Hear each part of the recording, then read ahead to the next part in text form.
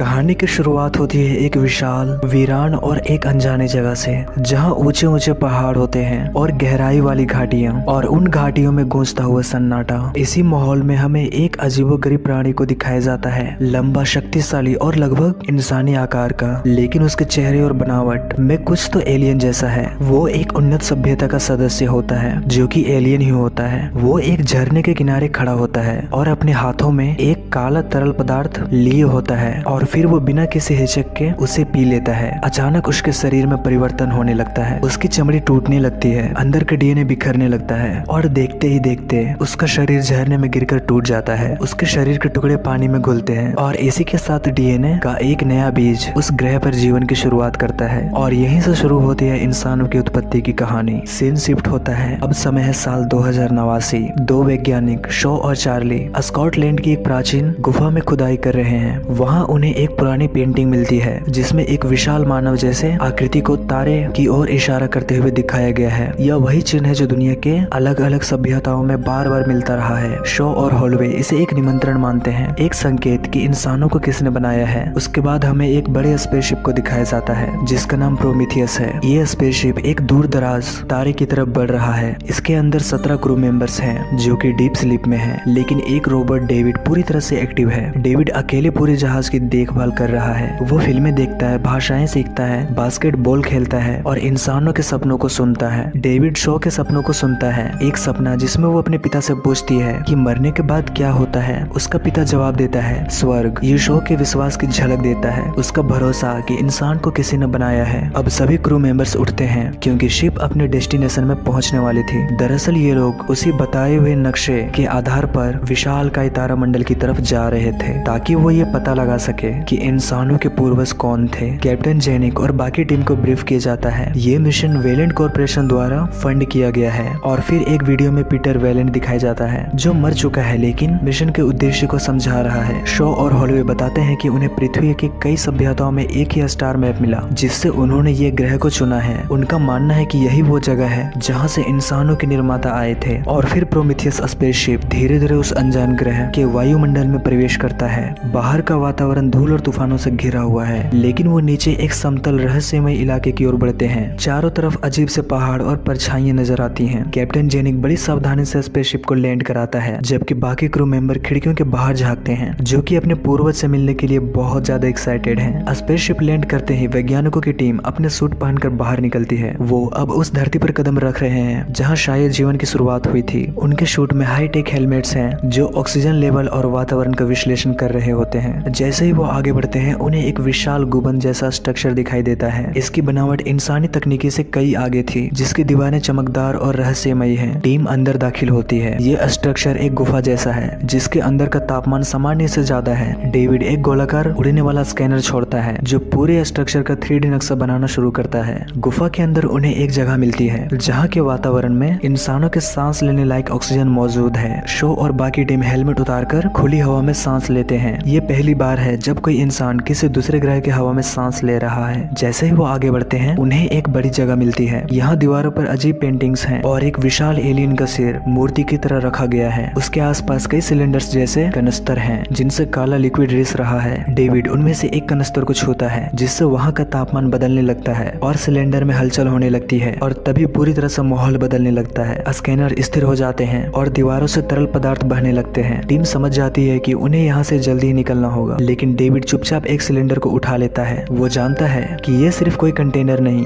बल्कि शायद जीवन या मृत्यु का स्रोत हो सकता है। बाहर की तरफ लौटते वक्त एक टीम मेंबर मिलीबर्न कुछ अजीब महसूस करता है, और हॉलवे भी थोड़ा सा असहज दिखता है। मौसम बिगड़ रहा है, तेज हवाएं और तूफान आने लगते हैं। जेनिक तुरंत उन्हें स्पेसशिप में लौटने को कहता है। टीम अब गुंबद से बाहर निकलकर तूफान से जूझती हुई स्पेसशिप की तरफ भाग रही होती है। धूल और तेज हवाएं इतनी ज्यादा है कि कुछ दिखाई नहीं देता। टीम स्पेसशिप में पहुंचती है, लेकिन दो मेंबर्स फीफील्ड और मिलीबर्न रास्ता भटक जाते हैं। वे अब उसी अजीब से स्ट्रक्चर के अंदर कैद हो चुके हैं। कैप्टन जेनिक उन्हें रेडियो पर संपर्क करने की कोशिश करता है, लेकिन तूफान के कारण सिग्नल टूट जाता है। वहीं पे डेविड उस रहस्यमय कनस्तर को चुपचाप लैब में रखता है और उसका गहराई से निरीक्षण करने लगता है। वो इंसानों की तरह नहीं सोचता, वो कुछ अलग खोज रहा होता है। डेविड कनस्तर को खोलता है और उनमें से काला लिक्विड टाइप का निकलता है, और ये वही तरल पदार्थ होता है जिसने शुरुआत में उसको पूरी तरह से तोड़ दिया था। उसके बाद सभी क्रू मेंबर्स एक साथ खाना खा रहे होते हैं, तभी डेविड हॉलवे को एक वाइन ऑफर करता है और उस वाइन में वो उसी तरल पदार्थ को मिलाकर देता है जिसे हॉलवे पी जाता है। दूसरी तरफ फीफील्ड और मिलीबन उस गुफा में मिली स्कैनर के 3D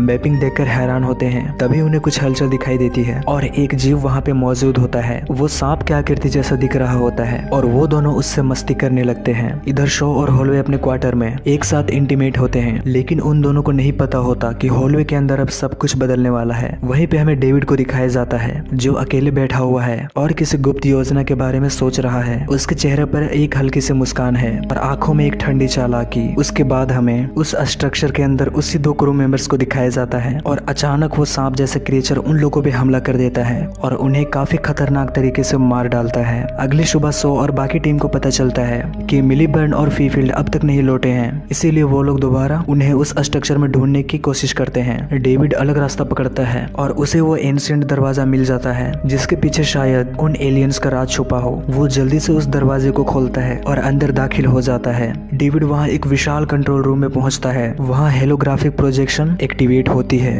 जिसमें कई सारे एलियन भाग रहे होते हैं। डेविड को एक पायलट की सीट जैसी जगह मिलती है जहाँ वो एक नक्शा को देखता है जिसमें धरती को टारगेट किया गया है। वो समझ जाता है कि ये जगह बस एक लॉन्चिंग बेस है, शायद डिस्ट्रक्शन के लिए। वहीं दूसरी टीम को मिलीबर्न की लाश मिलती है। उसका चेहरा अंदर से गायब होता है जिसे किसी ने अंदर से तोड़ दिया हो। सब डर के मारे सन्न हो जाते हैं। फीफील्ड अब कहीं नहीं है, लेकिन तभी हॉलवे की तबीयत भी बहुत ज्यादा खराब होने लगती है। उसकी आंखें लाल और शरीर पसीने से तर होने लगती है। शो को हॉलवे की हालत देखकर घबराहट होती है। वो उसे स्पेसशिप में वापस ले जाना चाहती है, लेकिन हॉलवे खुद समझ चुका है कि उसके अंदर कुछ अजीब हो रहा है। बाहर खड़े रहकर वो मदद के लिए चिल्लाता है, लेकिन कैप्टन जेनिक जब उसे देखती है तो वो समझ जाती है कि एक इन्फेक्शन उसके शरीर में फैल रहा है और वो चाह कर भी उसे शिप में इंटर नहीं करा सकती और इसीलिए वो एक फायर मशीन से उसे जला के मार डालती है। हॉलवे की मौत से शो पूरी तरह से टूट जाती है। उसकी आंखों में डर और कंफ्यूजन दोनों हैं, लेकिन तभी उसे अपनी हालत भी थोड़ी अजीब लगने लगती है। वो जल्दी से मेडिकल चेकअप कराती है और तभी स्कैनर एक भयानक सच दिखाता है कि वो प्रेग्नेंट है, लेकिन ये कोई इंसानी बच्चा नहीं, ये कुछ और है। शो चीखने लगती है। वो डॉक्टरों से कहती है कि वो उस चीज को निकालें, लेकिन कोई नहीं सुनता। डेविड बस मुस्कुराता है और कहता है कि कांग्रेचुलेशंस। शो अब बेहोशी की हालत में है, लेकिन किसी तरह से खुद को वो आजाद कर लेती है और लड़खड़ाते हुए मेडिकल पोर्ट की तरफ भागती है और खुद को एक ऑटोमेटिक सर्जरी मशीन में बंद कर लेती है।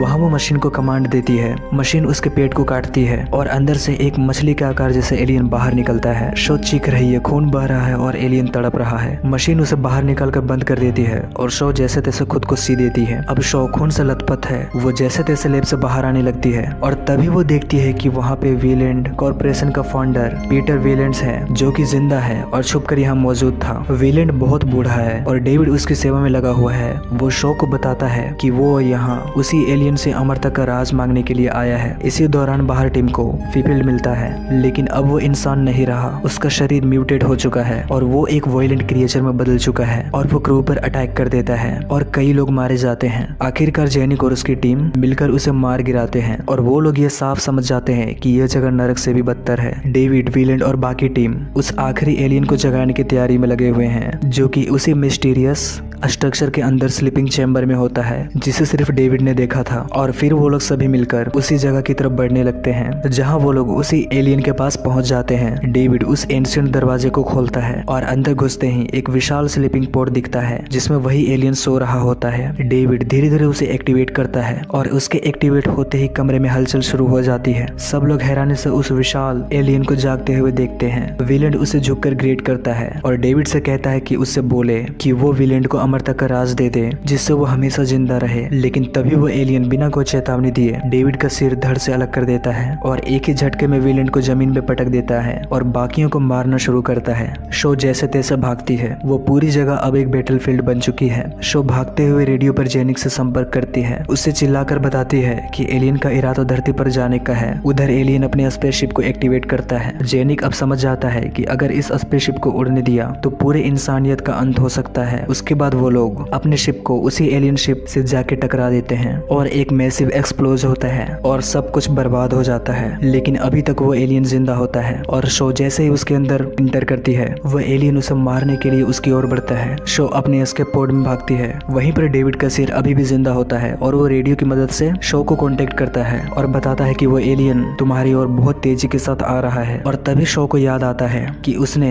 एक एलियन को एक पोड के अंदर कैद कर रखा है जिसका साइज काफी तेजी के साथ इंक्रीज हो रहा था। और जैसे ही वो एलियन उसके करीब आता है वो उस पोड को अनलॉक कर देती है और वो क्रिएचर उस एलियन को मार देता है। उसके बाद शो वहाँ से बाहर आती है जहाँ पे डेविड उसे कहता है कि मैं तुम्हारी मदद कर सकता हूँ और यहाँ से निकाल सकता हूँ क्योंकि इस जगह में और भी स्पेसशिप हैं जिन्हें मैं उड़ा सकता हूँ और पृथ्वी पर तुम्हें ले जा सकता हूँ। लेकिन शो उसे बताती है कि मैं अब पृथ्वी पर नहीं जाना चाहती। डेविड उससे पूछता है कि ऐसा क्यों। शो बताती है कि मैं वहाँ जाना चाहती हूँ जहाँ इन एलियंस का असली ग्रह हो ताकि मैं ये जान सकूँ कि इन्होंने हमें क्यों बनाया और आखिर ये हमें क्यों मारना चाहते थे। उसके बाद शो डेविड का कटा हुआ सर और बाकी के बॉडी को लेकर एक स्पेसशिप में इंटर करते हैं और इसी के साथ यह स्टोरी खत्म हो जाती है।